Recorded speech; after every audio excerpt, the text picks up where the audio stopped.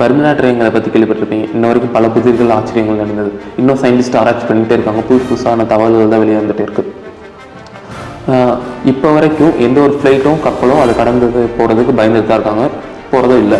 ஆனால் அந்த காலத்தில் தமிழர்கள் பர்மினா ட்ரையாங்கிளையும் கடந்து போயிருக்காங்க. கடல் பயணங்கள் அதிகமாக ஈடுபட்ட சோழர்கள் காலத்தில் கடல் பயணங்கள் அதிகமாகவே நடந்தது. மரப்படங்களை யூஸ் பண்ணியிருக்காங்க.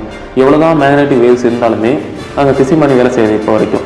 ஆனால் அந்த காலத்தில் என்னன்னா தேவாங்களை பயன்படுத்தி திசை மணியாக பயன்படுத்திருக்காங்க. தேவாங்கங்கள் அதுக்கடுத்து அங்கே அதிகப்படியான மாயைகள் தோற்றங்கள் இருக்கும். அதனால் நிறைய பேர் அங்கேயே தற்கொலை பண்ணிக்குவாங்க, கடலில் விழுந்து செத்துருவாங்க. அந்த மாதிரியான பாதிப்புகள் இருந்துச்சு.